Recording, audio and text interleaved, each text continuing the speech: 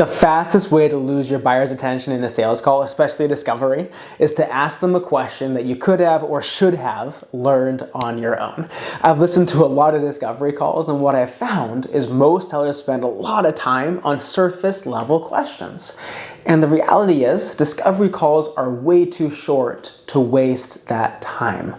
Instead of showing up with surface level questions and wasting your time and the buyer's time, I want you to get much deeper, faster into level 2 and level 3 questions, which is what we're going to walk through in the video today.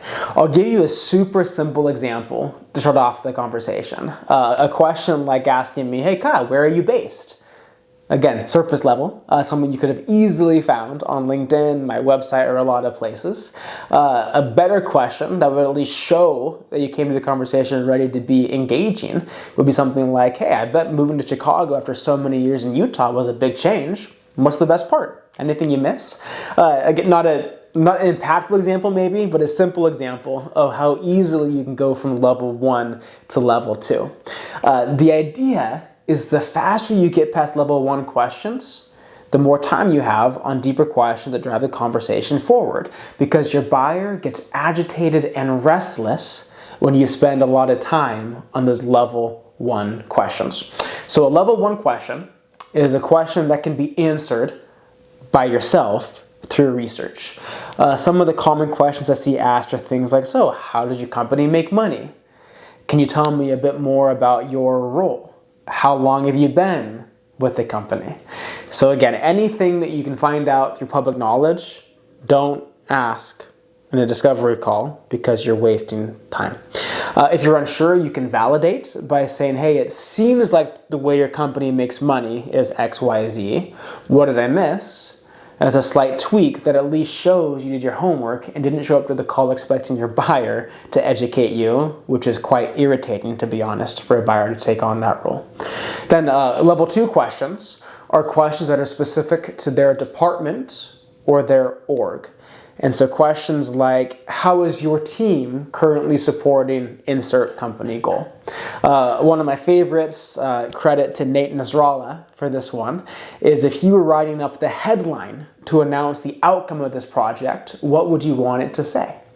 And then finally, level 3 is getting deeper into the individual aspect. What is personally motivating and impactful for your buyer?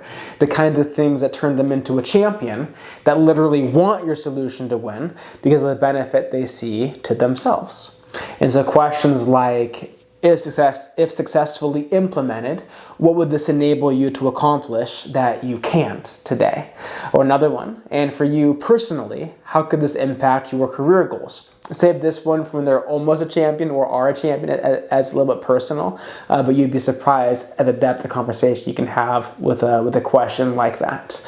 If you spend too much time in discovery on those level 1 questions that you could have gotten to public research, what you're going to hear from your buyer a lot at the end of the call is, "Hey, why don't you send me a case study and we'll get back to you if we want to learn more."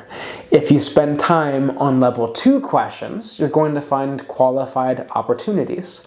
If you spend time on level 2 and you're able to get to level 3, you're going to find yourself winning a lot more deals. If you found this video helpful, let me know I'm going the right direction by leaving a like on this video.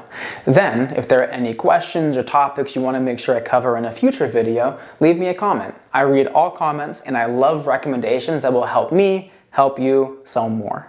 Finally, don't forget to subscribe. That way you won't miss any of my upcoming content that I'm creating to help you improve the way that you sell.